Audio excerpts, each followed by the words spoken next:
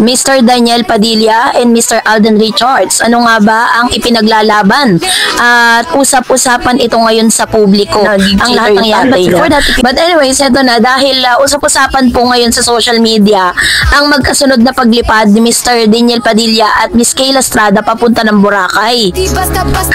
So, naging topic of the dito po sa social media, no, sa thread at saka po sa Reddit. Usap-usapan ngayon sa social media na magkasama ang napapabalitang magjowa na sina Daniel Padilla at Kayla Estrada at nagbabakasyon sa Boracay. Kalat na kasi ngayon ang mga larawan ng ilang mga staff sa Caticlan Airport kung saan nagpa-picture sila sa dalawang kapamilya stars.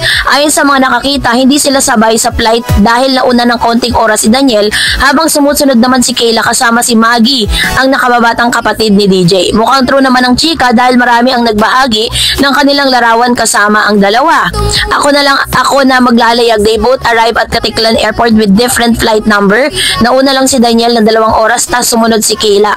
Sabi ng isang Caticlan Airport staff sa kanyang post. Bukod pa rito, nagpatutori na magkasama ang dalawa dahil mapapansin sa Instagram story ni Kayla at Maggie na magkasama at nag-iisa, nasa isang lugar lamang sila.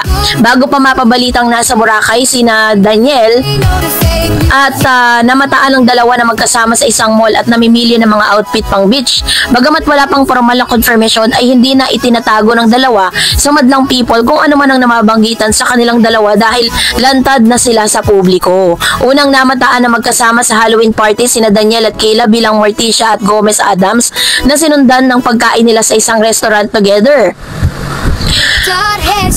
At kasunod nito ay talagang kinumpirma na nga po, no, hindi talaga na inaitago na nila Daniel Padilla at Kayla Estrada ang kanilang mga lakad. Pero sa isang post naman po ay napag-usapan din na si Mr. Daniel Padilla kung paano po lumalaban si Mr. Alden Richards laban sa mga corrupt government. Ay ganoon din si Daniel kasi napapost po siya, no, sa kanya pong IG.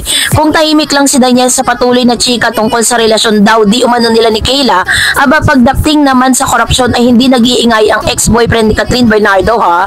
Sa kanyang Instagram story ay nirepost niya ang post ng Hacktivista PH kung saan nakalagay na bakit ang mga lumalaban sa korupsyon ang hinuhuli at hindi ang mga mismong korap.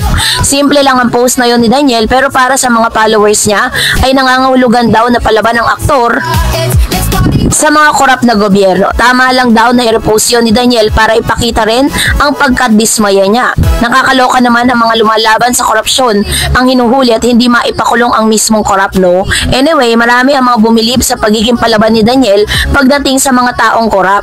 So, kasabay nito, nag-post din po ito po si Mr. Alden Richards dahil patungkol din po sa bagay na ito kasi sabi niya gano'n, meron daw siyang ultimate wish ngayong Pasko.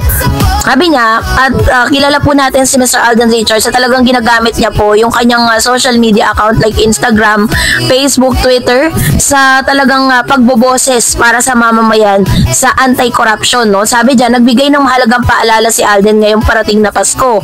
Hindi para sa kanyang sarili ng Christmas wish ni Asia multimedia star Alden Richards, sa halip nagsisilbi pa itong mahalagang paalala para sa mundong ginagalawan natin sa kasalukuyan. Sana lang ma-realize ng lahat ng mga kababayan natin, sabi niya, in a position or not in position to treat everyone fairly. I think that being taken for granted for the longest time right now, sabi ni Alden. Bahagi din ng kanyang Christmas wish ang hustisya para sa lahat ng apektado ng maanumalyang flood control project ng gobyerno. Sana kumikilos talaga para mapanagot kung sino ang dapat managot. I'm talking about corruption.